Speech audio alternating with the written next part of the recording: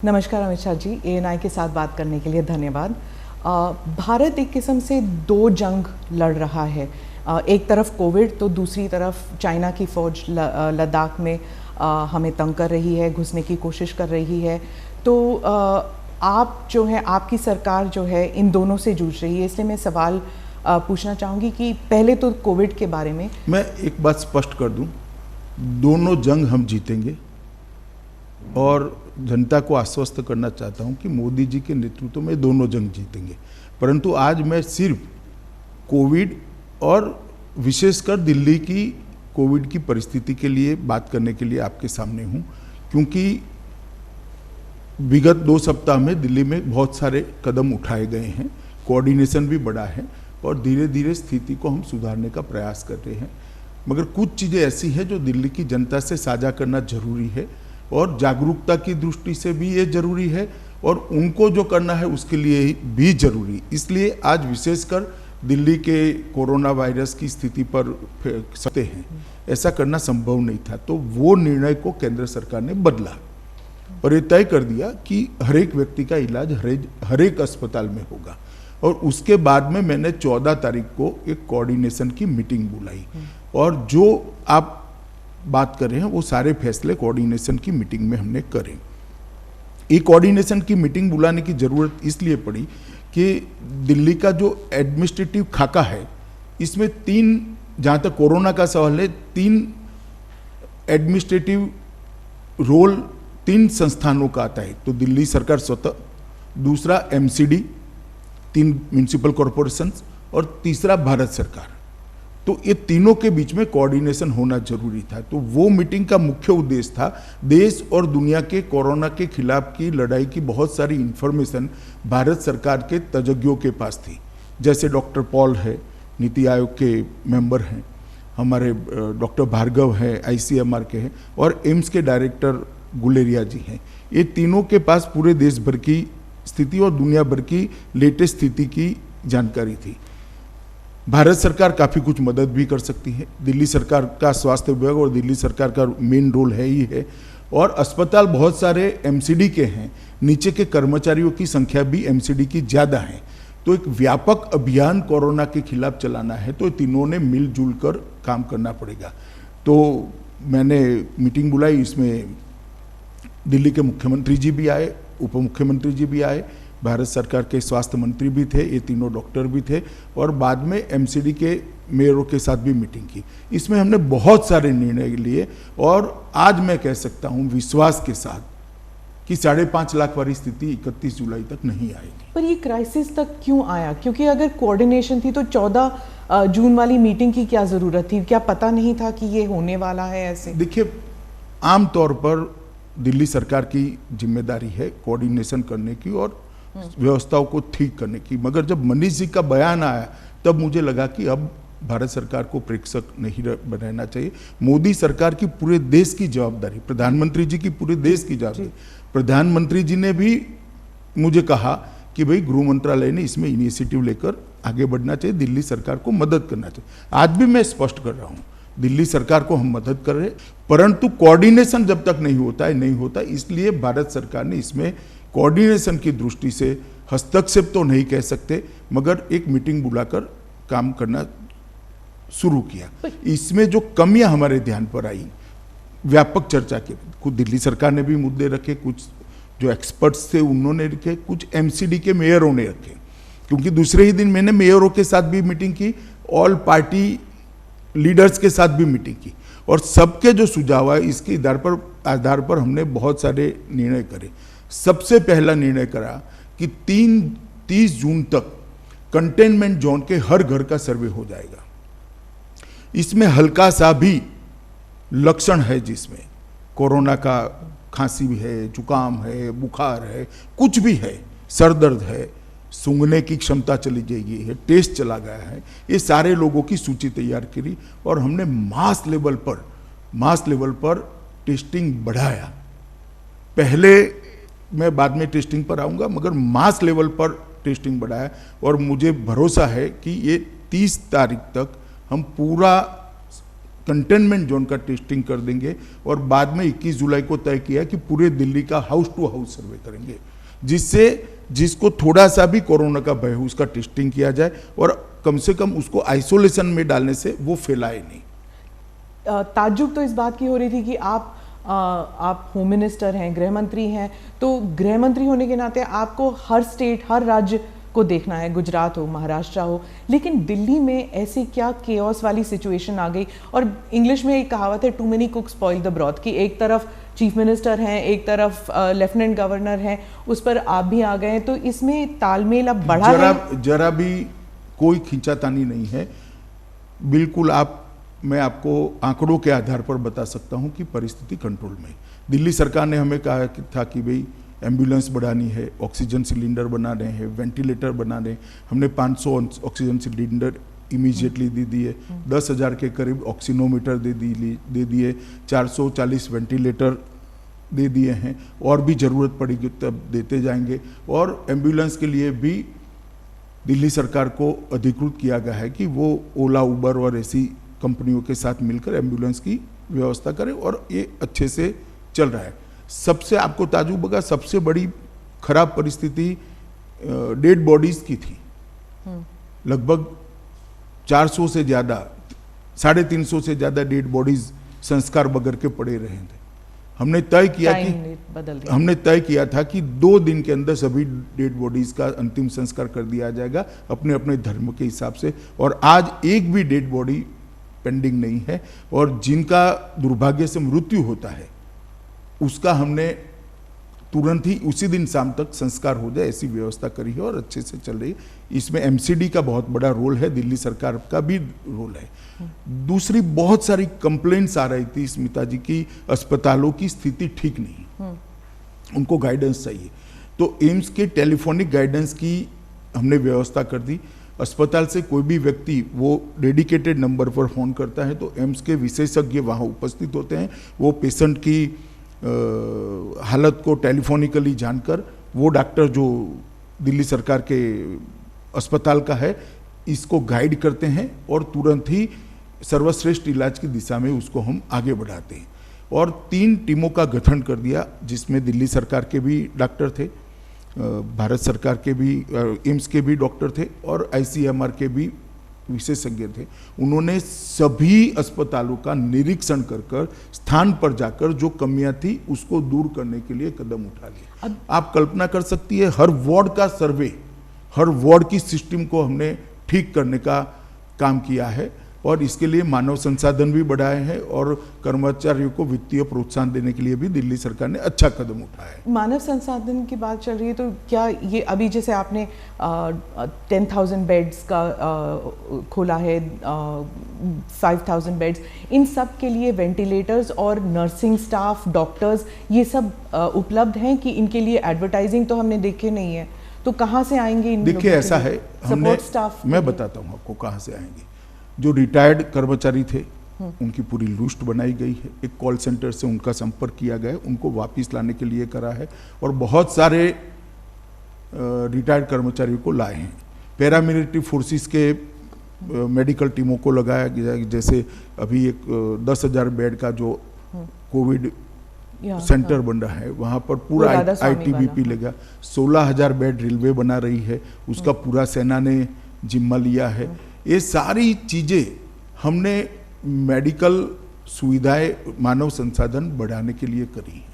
Coordination की जब बात चल रही थी तब भी बार बार डिसीजंस चेंज होते हैं कि होम आइसोलेशन होगा कि नहीं होगा, कंपलसरी होगा कि नहीं होगा, दिल्ली गुड़गांव के बीच ट्रैफिक आने देंगे कि नहीं, दिल्ली नोएडा के बीच। एनसीआर का तो कॉन्सेप्ट खत्म ही सा हो गया है। ऐसा नहीं हुआ है। जहाँ तक कोविड का सवाल है, एनसीआर की भी मैंने मीटिंग की है, एनसीआर के सारे लोग आए थे, इनके साथ मीटिंग की है और अभी दिल्ली का जो मॉडल बना है, मैं दोनों मुख्यमंत्रियों से बात करने वाला हूं। अरविंद जी तो लुक में है ही है, उनको साथ में रखकर ही फैसला करते हैं, परंतु उत्तर प्रदेश और हरियाणा के मुख्यमंत्रियों से भी बात करूंगा और एनसीआर को पूरा संपूर्ण जानकारी अब तक इकट्ठा हो गई है, गृह मंत्रालय में और स्वास्थ्य मंत्रालय में आ गई। एक समन्वित रणनीति हम बनाएंगे एनसीआर के लिए, दोनों मुख्यमंत्रियों से बात कर और इसी तरह से टेस्टिंग बढ़ाना, अस्पतालों का गाइडलाइन तय करना, ये सारी चीज़ें एनसीआर में भी चली जाएगी।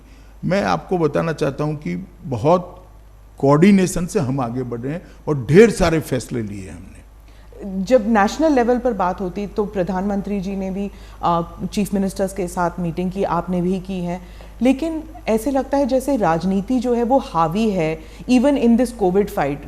पीयूष जी ने ट्रेन्स का इंतज़ाम किया तो ममता जी ने मना कर दिया, या फिर उद्धव जी ने कहा कि हमें नहीं चाहिए अभी। तो इस सब में जो फेडरल स्ट्रक्चर है वो जैसे लग रहा था कोलैप्स कर गया। शुरुआत में तो ठीक था, लेकिन अब जैसे लगता है कि पॉलिटिक्स जो है वो हावी है। छोटी छोटी बातों को ज़्यादा तूल नहीं देना चाहिए। जैसे यहाँ पर आपने जिक्र किया कि भाई होम आइसोलेशन में विवाद हो गया, कोई विवाद नहीं हुआ है। देखिए दिल्ली में जितने भी डेथ हुए थे कोविड के कारण, इनका एनालिसिस हमने एक्सपर्ट्स के साथ करा है।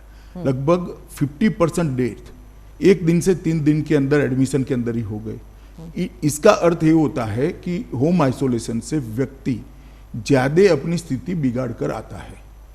अब हमने रैपिड टेस्ट मतलब एक फास्ट टेस्टिंग की प्रक्रिया चालू करी है और उसके कारण जो पॉजिटिव पाए जाते हैं इसमें 2 क्राइटेरिया करे हैं। एक तो आइसोलेशन के लिए जिसके घर में 2 कमरों से ज़्यादा व्यवस्था ही नहीं है, वो क्या आइसोलेट करेगा अपने आप को? वो तो चॉइस है, फिर क्वारंटाइन सेंटर में जाए, तो इंस्टीट्यूशन क्वारंटाइन सेंटर में जाए। दूसरा, जिनको डायबिटीज है, ब्लड प्रेशर है, कैंसर आदि कोई बड़ी बीमारी है जिसके कारण इसकी इम्यूनिटी कम हुई है, ऐसे लोगों को भी हमने आइसोलेशन सेंटर में भेजने के लिए निर्णय किया है।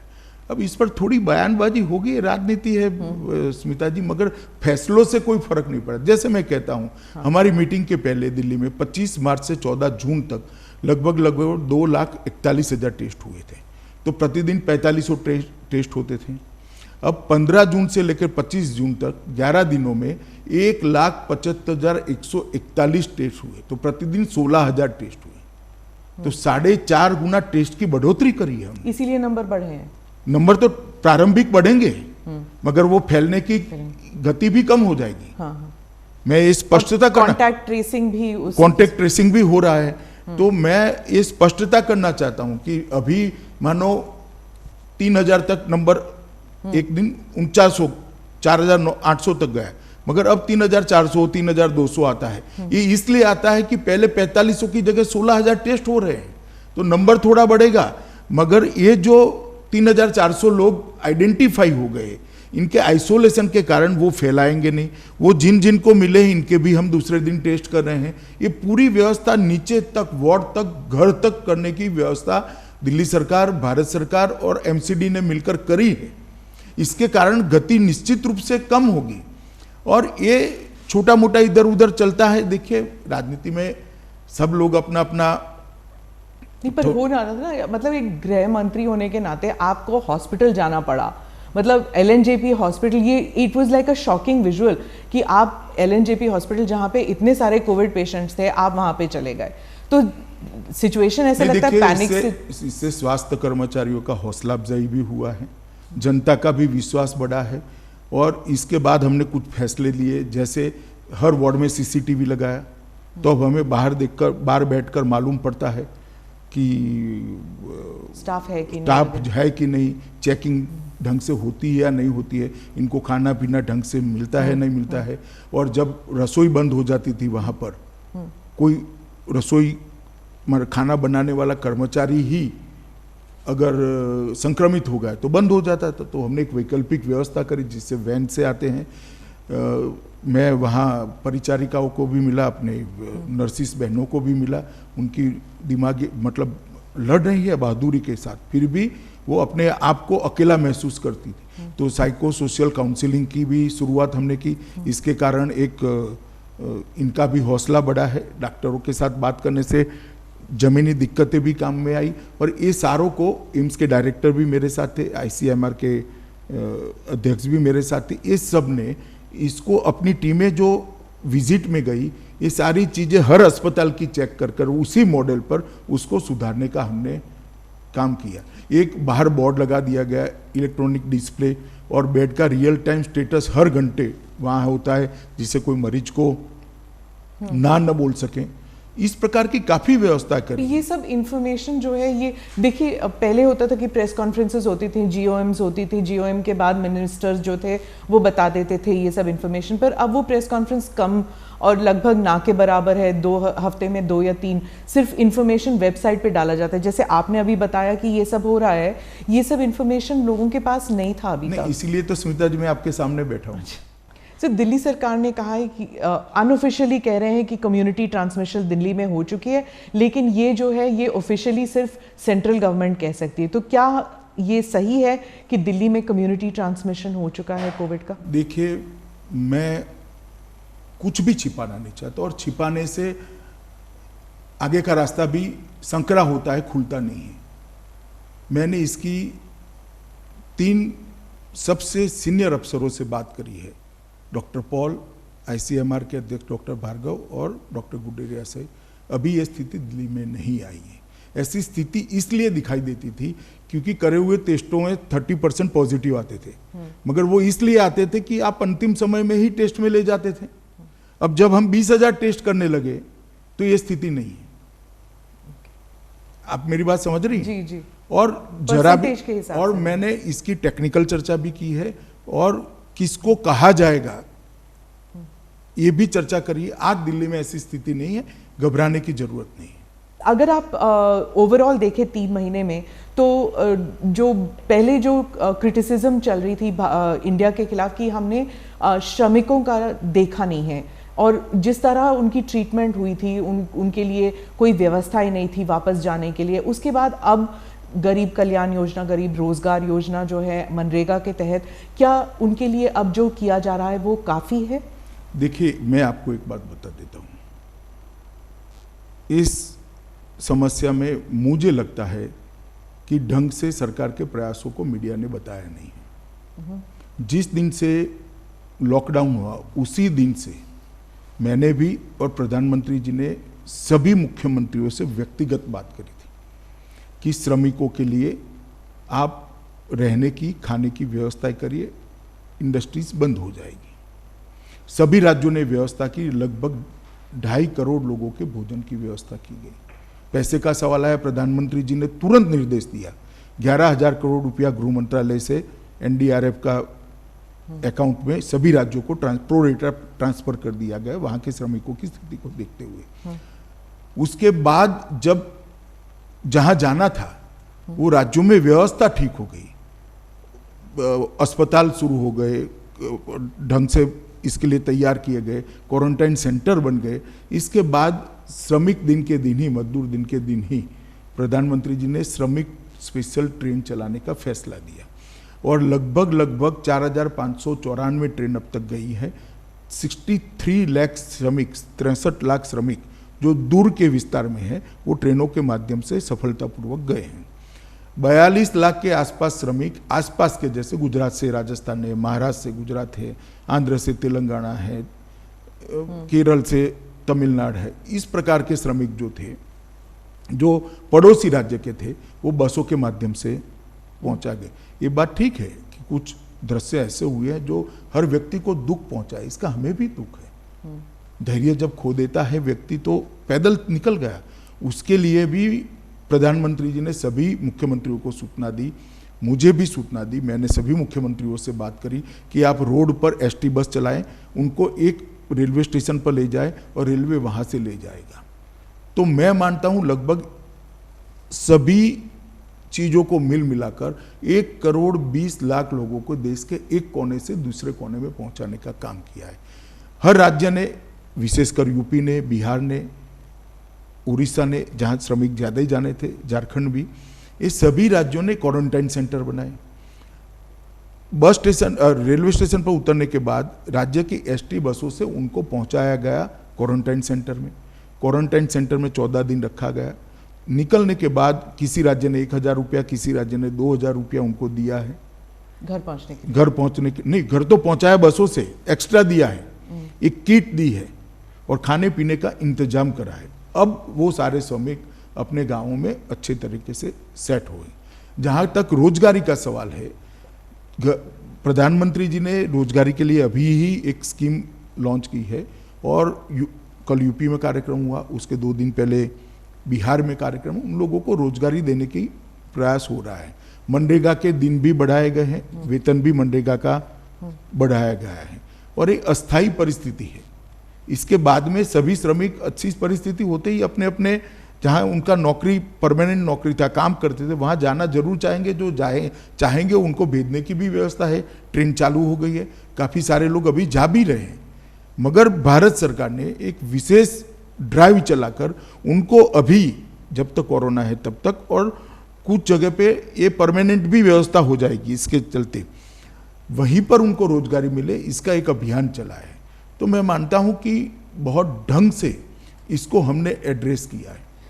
राहुल गांधी जो है वो उन्होंने शुरू से ही कहा कि या तो ना तो श्रमिक के मामले में, ना फिर अब कोविड से जो मुकाबला हो रहा है इसमें मोदी सरकार जो है बिल्कुल ही नाकाम रही है। उन्होंने तो सरेंडर का लफ्ज़ इस्तेमाल किया है आपकी सरकार के खिलाफ कि जीत नहीं सकती आपकी सरकार।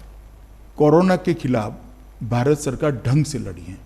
मैं राहुल जी को एडवाइस नहीं दे सकता, उनको एडवाइस देने का काम उनकी पार्टी के नेताओं का है। और मैंने पहले भी कई इंटरव्यू में कहा कि कुछ वक्रदृष्टा लोग होते हैं, उनको सीधी बात भी वक्र दिखाई पड़ती है। जहां तक कोरोना की लड़ाई का सवाल है, भारत सरकार ने ये लड़ाई ढंग से लड़ी है और विश्व के परिप्रेक्ष्य में कोरोना को देखेंगे तो हमारे आंकड़े बहुत अच्छे हैं, बहुत अच्छे विश्व के परिप्रेक्ष्य के अंदर।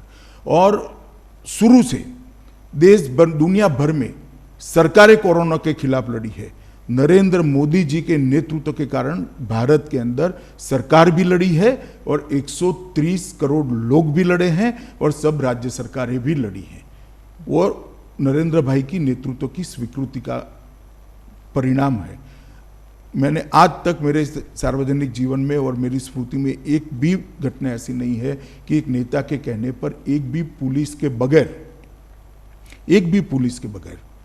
पूरा देश कर्फ्यू में हो, हर घर में घंटी बजाई जाए, हर घर दिया जलाएं, देश के करोड़ों लोग कोरोना वॉरियर्स के लड़ाई को, उनके साहस को, उनके बलिदान को एक्नॉलेज करें। और इसी का परिणाम है कि कोविड के कारण प्रति 10 लाख आबादी भारत में 357 लोग संक्रमित है, कल तक का मैं डेटा कह रहा हूं, और विश्व में 1250 है। 1250 और 357 से आप अंदाज लगा सकते हो कि हम रोकने में कितने सफल हुए हैं। कुछ लोग मुझे कहते थे कि अमित भाई मृतदेहों की ट्रकें भरी जाएंगी, मुझे सावध करने के लिए कहते थे। मैं नाम देना नहीं चाहता, मगर उनके मन में भय था। मगर आज भारत सरकार, सभी राज्य सरकारें और मोदी जी के नेतृत्व के कारण विश्व में जब 1250 लोग संक्रमित हैं, हम 357 पर अटके हैं। अमेरिका के पूरा होने दीजिए, बहुत महत्वपूर्ण सवाल है। अमेरिका में 7,569 लोग संक्रमित थे प्रति 10 लाख, ब्रिटेन में 4,537, ब्राजील में 5,802 और रूस में 4,254 लोग संक्रमित थे। और रिकवरी रेट जो मार्च 25 को 7.10 था, अब 55% हुआ है। आज का अखबार देख लीजिए तो 57% हुआ है। तो मैं मानता हूं ये बहुत अच्छी स्थिति है। और जहां तक मृत्यु का सवाल है, जो एक्चुअल आउटकम है लड़ाई का, कि कितना मृत्यु कम कर सकते हो आप, मानव की, मनुष्य की जान कितनी कम जाएगी, इसके भी आंकड़े देख लीजिए।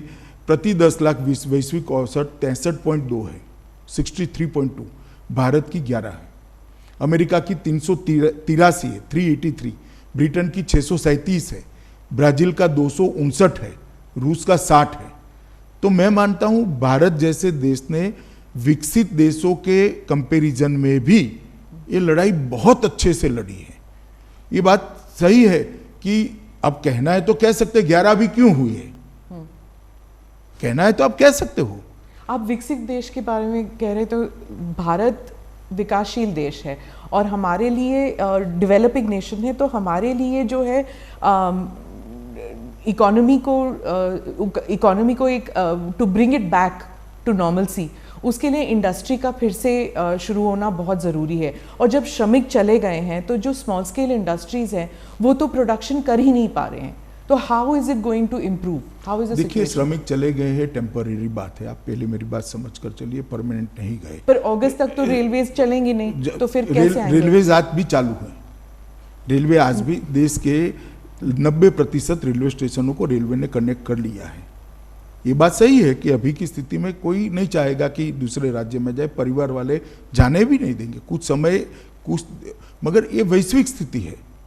मुझे पूरा भरोसा है कोरोना काल में नरेंद्र मोदी सरकार ने इस समय का उपयोग करते हुए ढेर सारे रिफॉर्म्स किए हैं, चाहे कोयले के क्षेत्र में हो, खदानों के क्षेत्र में हो, चाहे इलेक्ट्रिसिटी के क्षेत्र में हो, इंडस्ट्रियल पॉलिसी के अंदर लचीलापन लाना, बदलाव लाना, बैंकिंग सिस्टम के अंदर बदल लाना हो, ढेर सारे बदलाव किए हैं और कोरोना के बाद की स्थिति को देखते हुए हमने करे। तो मुझे लगता है ये हमारा बहुत बड़ा एफर्ट्स है जो निश्चित परिणाम लाएगा। हाँ, परंतु टेम्पररी पूरे विश्व की अर्थव्यवस्था को जब असर होगी तो भारत भी कैसे बच सकता है, मगर वो असर को मिनिमाइज करने के लिए, कम से कम करने के लिए नरेंद्र मोदी जी ने बहुत सारे एफर्ट्स किए हैं, सफल नेतृत्व किया है देश का और इसका परिणाम भी अच्छा आएगा। 3 या 4 महीने हो चुके हैं, पूरे मुल्क का फोकस जो था वो कोविड पे था और अभी भी है, लेकिन राजनीति बैक सीट नहीं ले सकती। आपने हाल ही में ट्वीट किया था इमरजेंसी को लेकर, जब आपने कहा था कि बोलने के लिए फ्रीडम नहीं है कांग्रेस पार्टी में, और कांग्रेस पार्टी के कुछ लोग कहते हैं तो क्या बीजेपी में है, बीजेपी में भी लोग बोल नहीं सकते हैं, तो क्या आपकी पार्टी में भी डेमोक्रेसी है? आपकी पार्टी में भी जो यंग लीडर्स हैं वो आपको सुझाव देते हैं, कोविड को लेके हो या फिर लद्दाख को लेके हो? क्या आपके जो सीनियर लीडर्स हैं वो वैसे ही ओपन है जैसे कि आप कहते हैं, या फिर कांग्रेस सही है कि आपकी पार्टी में नहीं है? देखिए, ये बहुत, डेमोक्रेसी एक बहुत व्यापक शब्द है। डिसिप्लिन और स्वतंत्रता भी अपने अपने संदर्भ, अपनी जगह रखते हैं। इस सब दायरे से बाहर निकलकर मैं एक बात आपको कहना चाहता हूँ। कांग्रेस पार्टी अगर ये सवाल पूछती है तो मैं थोड़ा आपको सवाल पूछना चाहता हूँ। अडवाणी जी के बाद श्री राजनाथ जी, बाद में श्री नितिन जी, बाद में फिर राजनाथ जी, मैं बना, अब नड्डा जी बने। कोई परिवार का आदमी है क्या? इंदिरा जी के बाद कांग्रेस पार्टी का एक अध्यक्ष बता दीजिए जो गांधी परिवार के बाहर है। क्या डेमोक्रेसी की बात करें? और मैंने कोविड के समय कोई राजनीति नहीं करी। आप मेरे 10 साल के ट्वीट निकाल दीजिए सार्वजनिक बयान, हर 25 जून को मैं बयान देता हूं कि इमरजेंसी एक ऐसी चीज है जिसको देश की जनता ने याद रखना चाहिए, क्योंकि हमारे लोकतंत्र के मूल पर, इसकी नींव पर प्रहार हुआ था। इस देश की जनता ने कभी भूलना नहीं चाहिए। किसी भी राजनीतिक कार्यकर्ता ने, किसी भी नागरिक ने, किसी भी सिटीजन ने इसको नहीं भूलना चाहिए। ऐसे प्रयासों को हमेशा याद रखना चाहिए और इसके खिलाफ जागरूकता भी रखनी चाहिए। और ये कोई एक दल की बात नहीं है, देश के लोकतंत्र पर जो आघात हुआ था इसकी बात है। हर बार प्रसंग के अनुरूप उसकी भाषा बदलती है, इसका टोन बदलता है, परंतु वो ट्वीट मेरा एंटी इमरजेंसी था। जी जी, आप गृह मंत्री है इसलिए मैं आपसे बोलूँगी कि जो पिछले हफ्ते एक हैशटैग जो था वो वायरल हो गया था, जो पाकिस्तान और चाइना के हैंडल्स भी कर रहे थे, सरेंडर मोदी, जो इंडियन पॉलिटिकल हैंडल्स ने शुरू किया था, लेकिन ये सब पाकिस्तान में भी वायरल हो गया। चाइना के ट्विटर हैंडल्स, जो चाइना में ट्विटर है भी नहीं, लेकिन चाइना के सो कॉल्ड ट्विटर हैंडल्स वो भी वायरल कर रहे थे।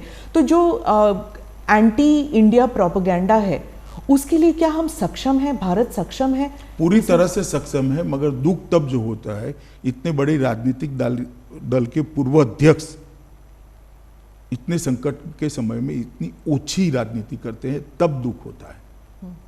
इससे कोई फर्क नहीं पड़ता। वो उनके लिए आत्मचिंतन का विषय है। इनके हैशटैग को पाकिस्तान और चीन आगे बढ़ा रहा है, मेरे लिए नहीं है। कांग्रेस पार्टी के लिए चिंता का विषय है कि इनके नेता के हैशटैग को पाकिस्तान और चीन बढ़ावा दे रहा है। आप ऐसी बात करते हो जो पाकिस्तान और चीन पसंद करता है, और ऐसे संकट के समय में जी पार्लियामेंट होनी है, चर्चा करनी है तो आइए करेंगे। 62 से लेकर आज तक 2-2 हाथ हो जाए, कोई नहीं डरता चर्चा से।